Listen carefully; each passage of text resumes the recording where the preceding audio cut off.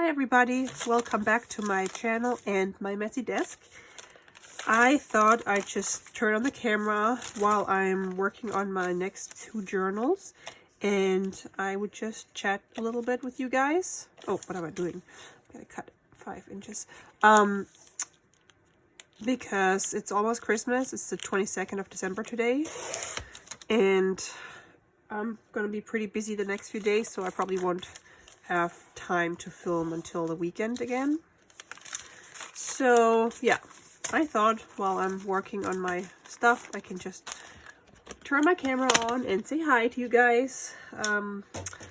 Today was a really busy day, but I also wanted to share good news because I sold my second journal on Etsy today. I listed it yesterday. It was a pink Christmas journal, and a very nice lady from Texas bought it, and I'm very excited.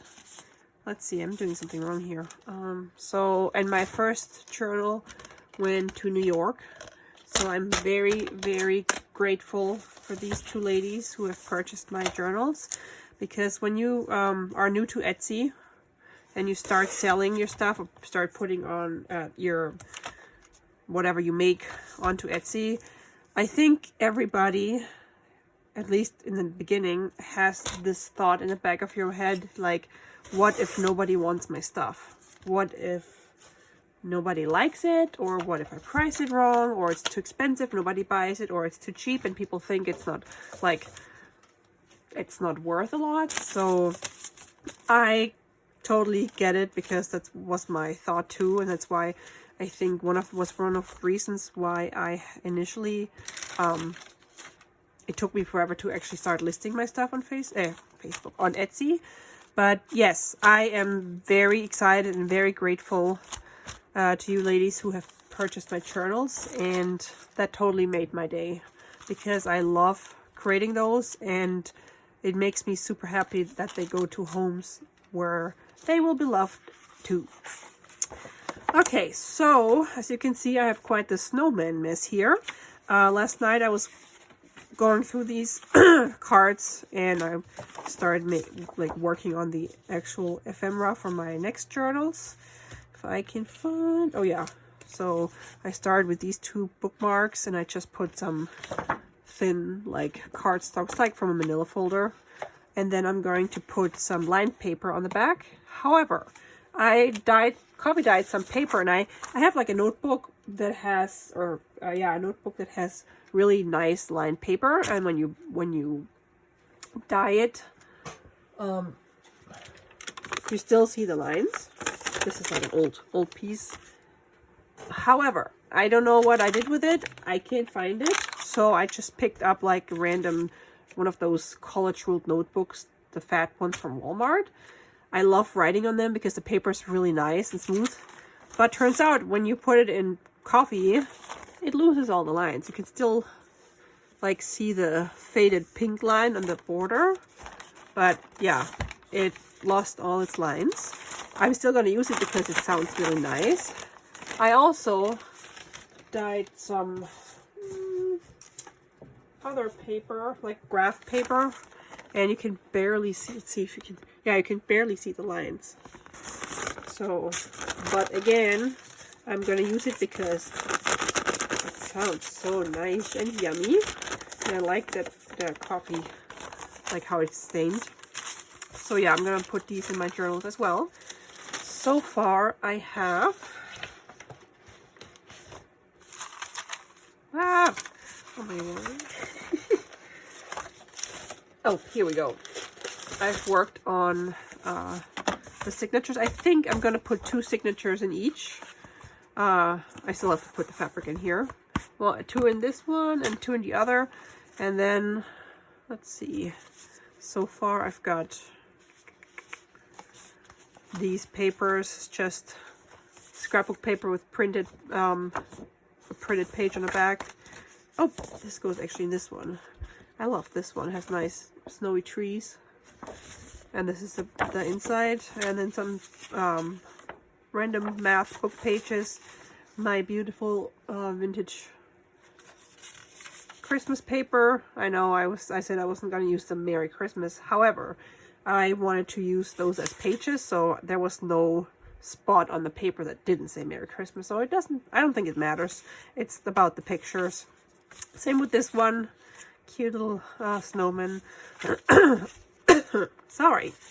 And then just some blue dyed paper, coffee dyed paper, some English/Chinese forms, some turquoise paper, and now I'm just going to add one of the lined paper and one of the craft paper. Same with this one. So that's how I'm building my stash of signatures or papers for signatures. Let's see, 1, 2, 3, 4, 5, 6, 7, 8, 9, 10, 11, 12, 13. So I have to figure out how many. Maybe I'll put 10 into one. So I would have 20 signatures. Oh my gosh. 20 papers. Each one is 4. We'll see. Okay. So I'll put those out of the way again. Today I also went to a big antique mall that's like 17 or 18-minute drive away from where I live, and I've never been there, but I decided I was gonna stop by on the way because I had to pick up something from my dog.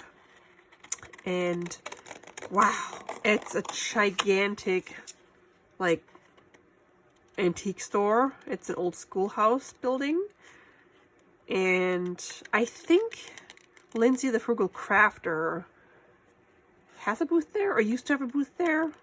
Correct me if I'm wrong, but yeah.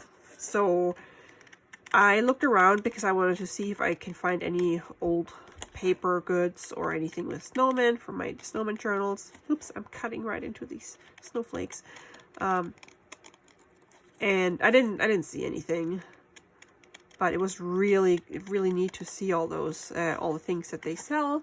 And it's one of those stores where people can rent a booth or a room or a part of the room and then just decorate and put all their stuff in there, which was really nice. One thing I realized, and I've realized it before, but today, especially in that store, that was a reminder that if you're looking for really cool old stuff that is not overly expensive, then I think most of the times you're better off going to Goodwill or an estate sale, because at these antique stores, the people are actually that find the old things, they actually want to make money with it. However, if I have to buy like an old book or like an old ledger or whatever for so much money, like let's say they had like those Victorian postcards that I have some too, and let me grab those.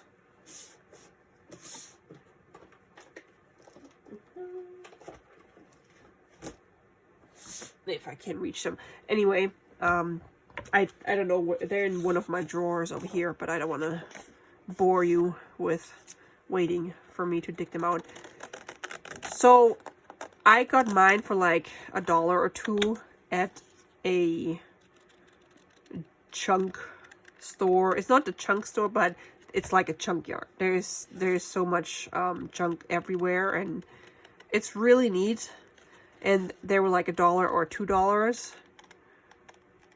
which is, I think, okay. But the other store I went to today, they were like $4 or more.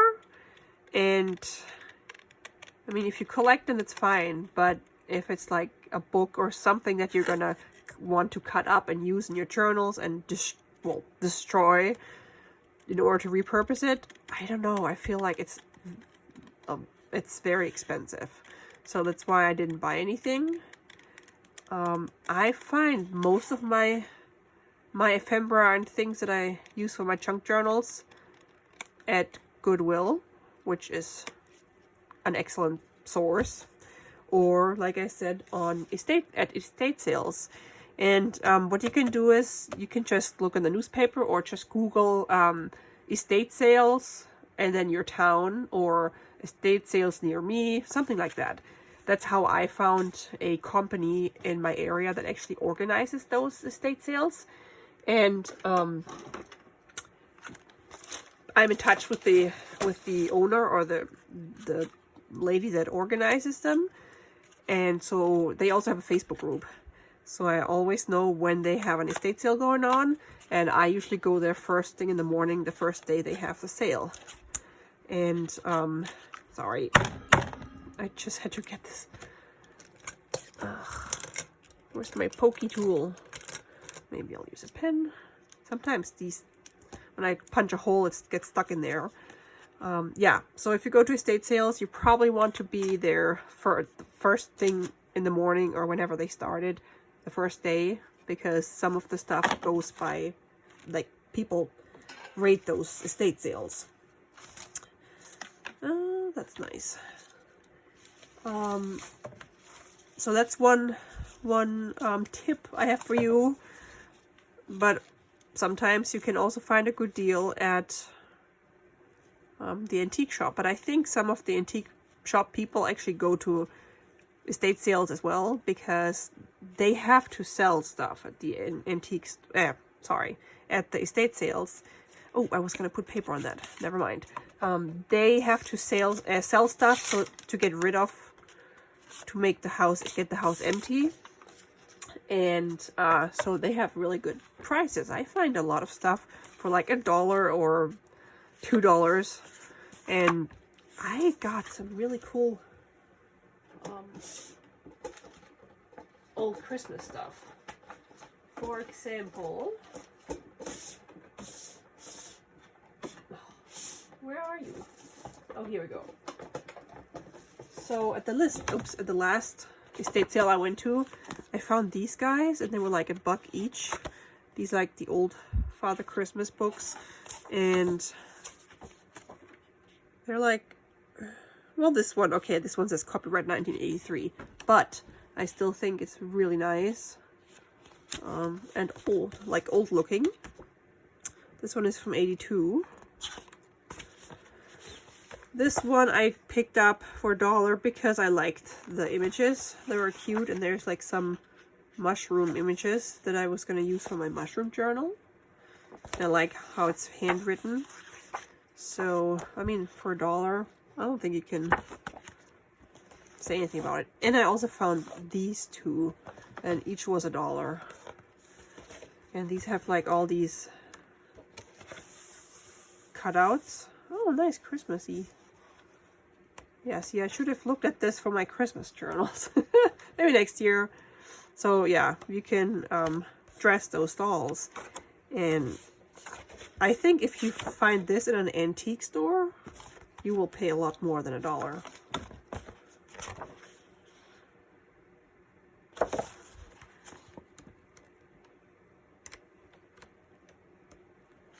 Yeah, I thought these were really cool.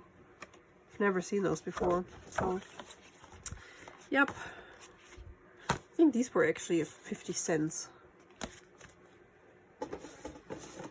So that's my reason why I go to estate sales. I always look for the paper stuff, and sometimes you can find really cool things from people that had, like, they crafted, or they collected like old newspapers, or they made jewelry, had a lot of jewelry, or had like a big office or something, and then you find all these paper goodies. Okay, let's see. Can I fit this on here? I could. Do I want... Yeah, I might put this on here. I might have to cut the border here. I want this one. Snowman. Oh, there's a blue one. Wait, I've done something with this one. Yeah. Oh, it's a different one. So I also got a bunch of blue lined envelopes from Goodwill, always $1. And this cutout fit right on it, so I'm gonna make a flip. This is like, I'm gonna stick this on a page. And then you have a pocket here. I'm gonna embellish this. And then over here, I might just glue it like here, and then you still have like a little tuck spot or a side outside pocket or something. So that's my current projects, and that's my updates. Once I get my journals done. This one was the other one. Oh, I still have to cut this paper out. I will film some more progress videos and a flip through before I put them on Etsy. So I hope you all are gonna have a great Christmas, and I will talk to you very soon. Thanks so much for watching, guys. Bye.